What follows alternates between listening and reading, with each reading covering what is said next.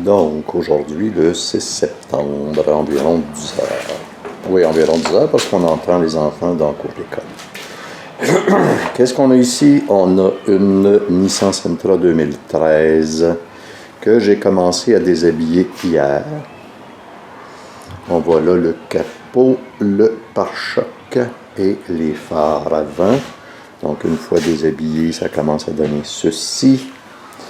Quel est le problème là-dessus? Ben, il y a un problème de transmission pour faire changement.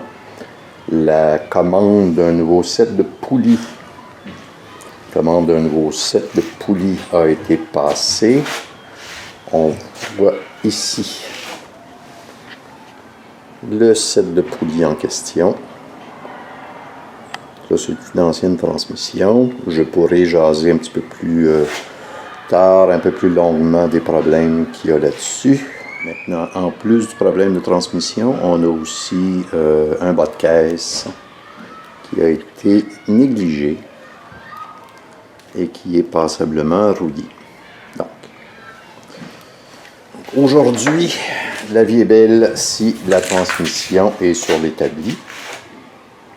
La partie plate, c'est-à-dire enlever le pare-choc, déshabiller les faux selles comme ce qu'on a ici.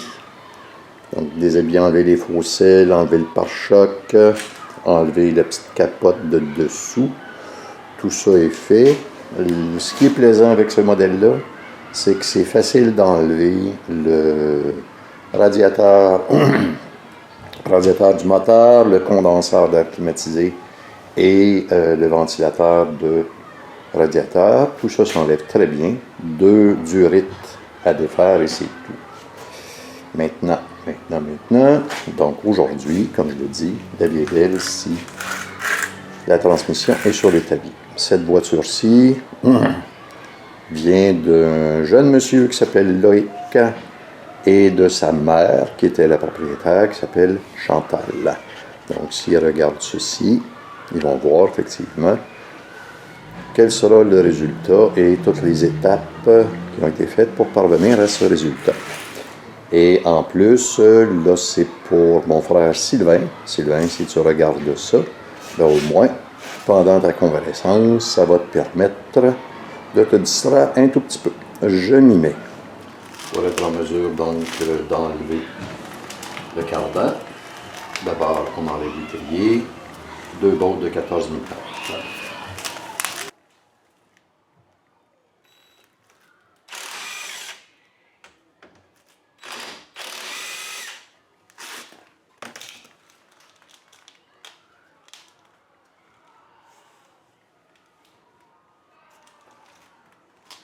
Un petit coup de serre pour compresser l'étrier un peu.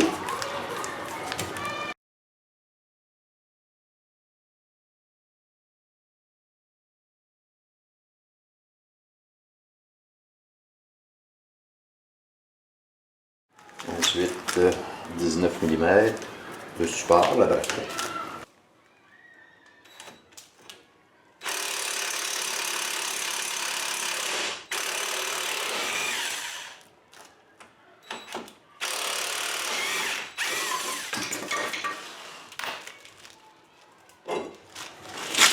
Les disques sont très beaux en passant. Tie rod. On va avec du 17 mm. C'est une, ici, petite botte à couronne, un tarot, c'est-à-dire à couronne, très intéressant. Maintenant, retirer, normalement en frappant ici, ça devrait aller. Et voilà.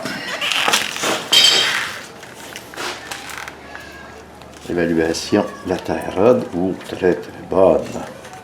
Oh, ça a été changé, ça. Je dirais que c'est pas très vieux. Tie rod extérieure est belle et la tie rod intérieure aussi est belle. Donc maintenant, on va y aller pour...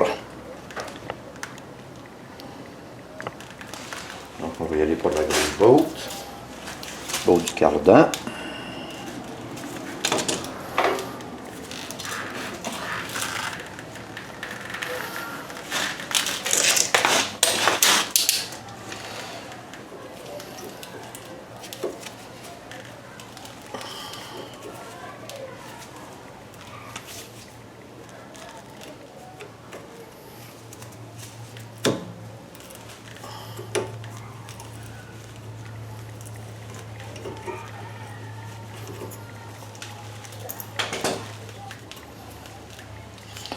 Ça, normalement, ça devrait être quelque chose comme 32 ou 34 mm. Et c'est du 32.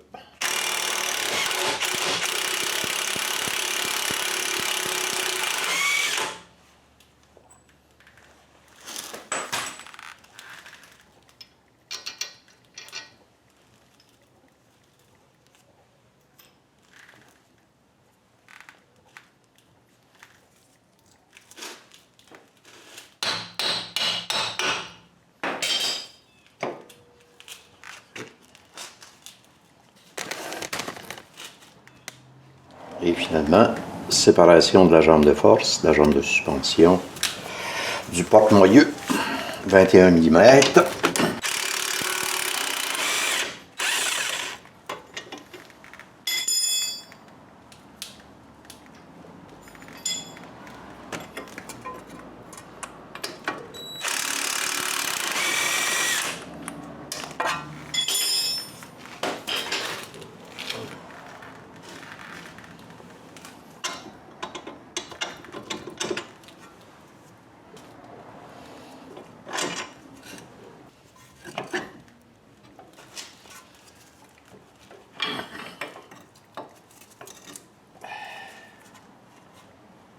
Bon. On a toujours des belles petites surprises dans ces choses-là.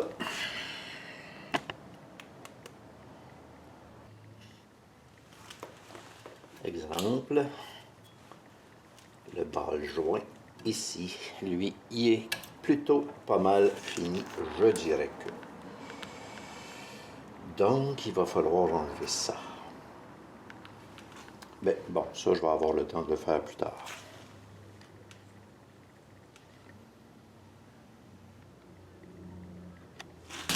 Donc, le ball joint, lui, est fini, mais le bearing de roue, lui, il est très bien. Encore un petit peu de résistance. C'est la bonne nouvelle. Bon, avant d'enlever le carbone, on va virer, lui, la transmission d'eau de 19 mm.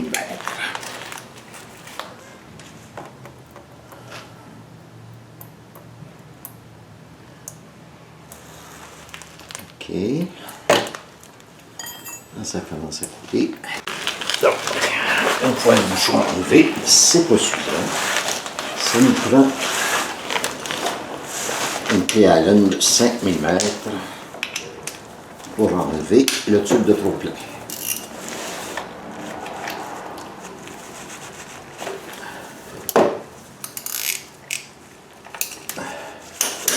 Et c'est là que ça va se mettre à couler.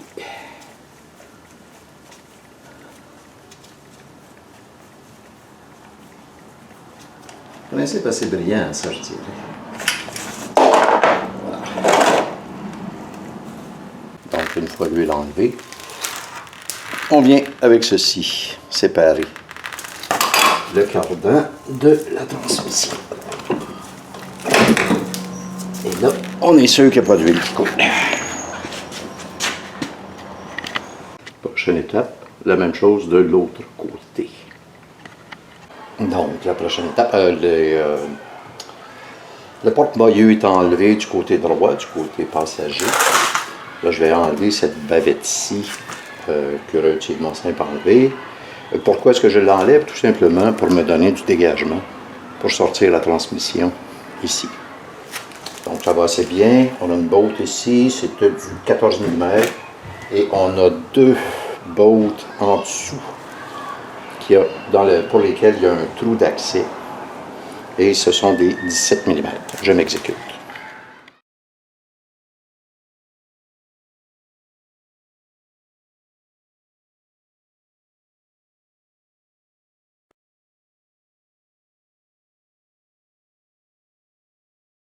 Donc, une fois ceci fait, la bavette, le cardan de l'autre côté enlevé. Là, on va tout simplement enlever ordinateur de bord, connecteur pour l'ordinateur de transmission. Et ben, ça va nous permettre d'accéder aux différentes bottes. Puis finalement, ben, il ne reste plus grand chose à faire ensuite, c'est-à-dire aller enlever les 8 bottes qui tourne autour. Dans un premier temps, oui, c'est vrai. Dans un premier temps, une fois que ceci va être enlevé, je vais aussi enlever le démarreur pour aller chercher les pôles du convertisseur de couple. Donc, je m'y mets pour le haut.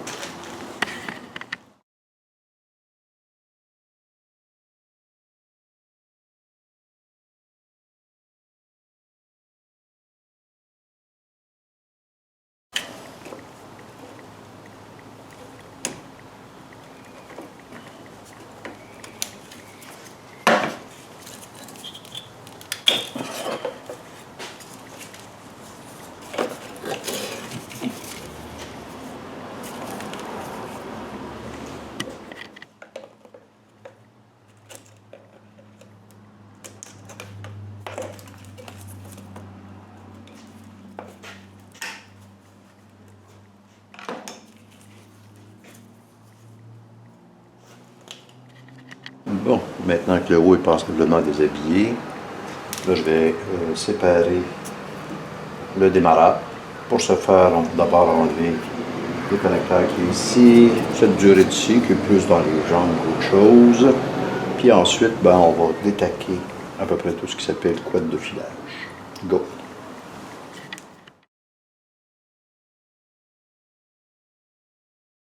Bon, après avoir séparé quelques fils, maintenant l'alimentation du démarreur. 12 mm pour le turbo. Puis le plongeur. Ça devrait être du 8 mm.